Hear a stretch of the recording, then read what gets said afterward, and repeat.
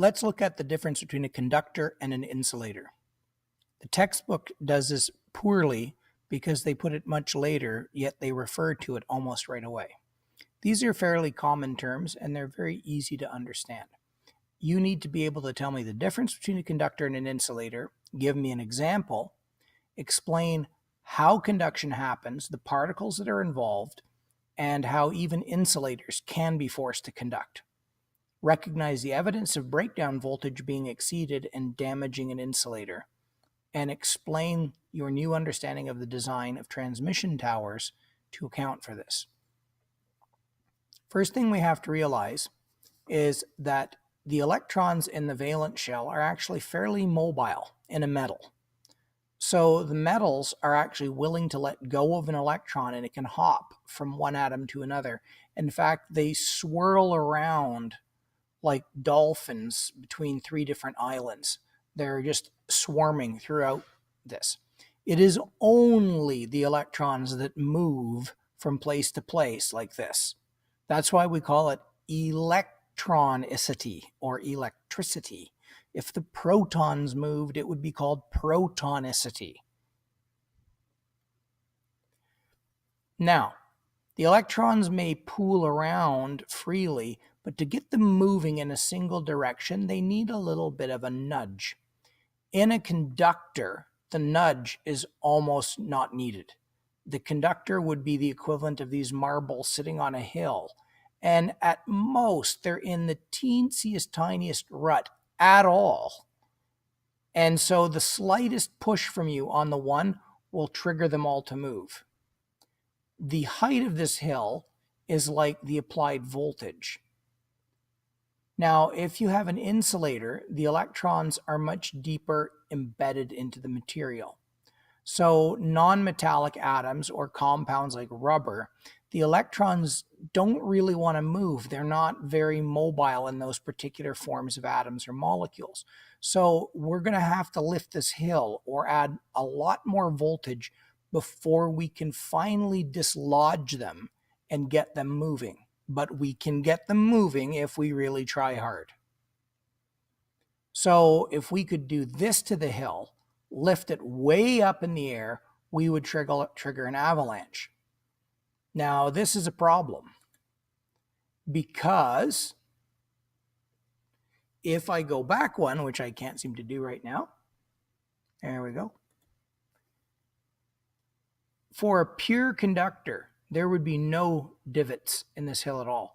These electrons would just be sitting completely open to move, and the tiniest lift on this hill, and they would go careening down it. So you're not really going to get an avalanche. But in this situation, you're going to suddenly get an enormous avalanche of electrons. I call this the McDonald's drink avalanche. All of us have done this. You tip up that cup of McDonald's to get those last bit of juice, and there's some ice cubes that you desperately want to crunch, and they're at the bottom of the cup. So you tip it up and you start tapping, and you just want one more ice cube to come down, and suddenly you get a face full of ice cubes pelt you. That's basically a breakdown situation.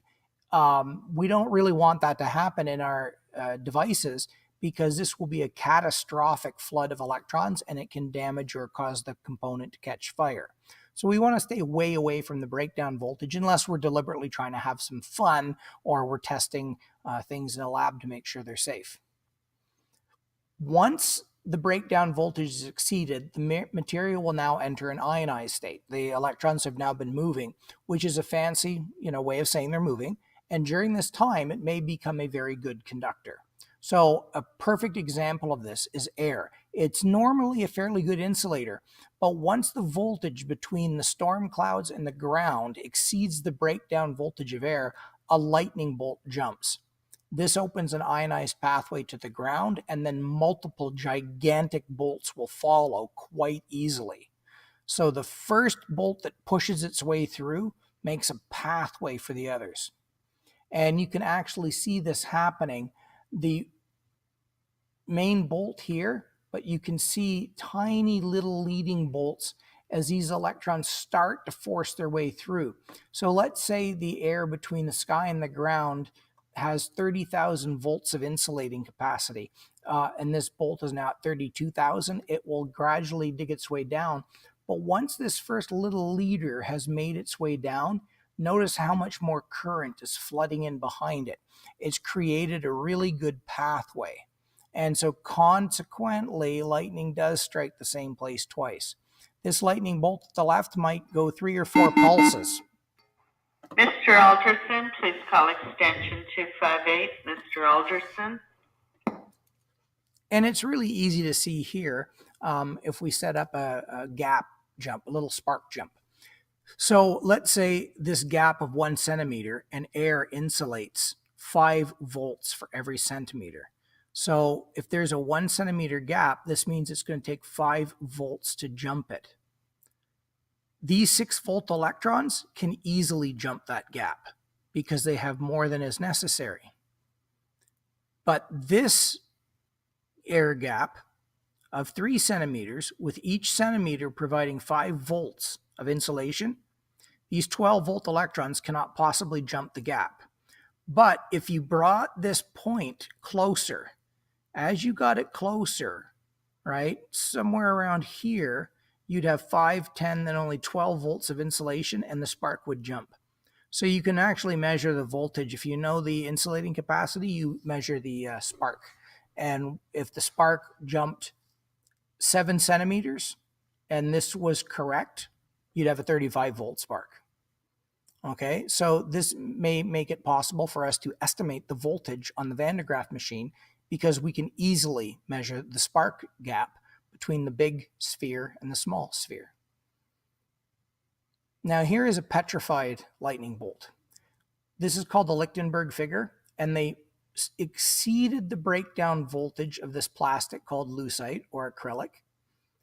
And the electrons, when they finally shot through the material, they ionized it and destroyed it. So if you could cut this open, they've tunneled through. So this is what I mean. When you exceed breakdown voltage, you often destroy the material, but you get a really beautiful pattern. People that have been struck by lightning bolts get this pattern on their skin. Now, if I looked up acrylic's dielectric strength, which is a fancy way of saying its insulating capacity.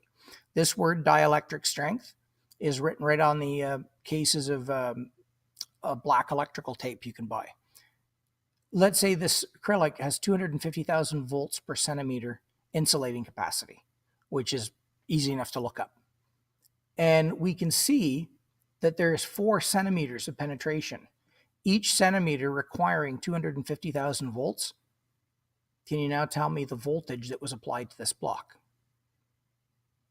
That's 1 million volts.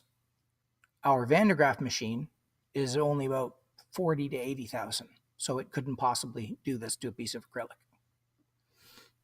What happens if lightning hits sand?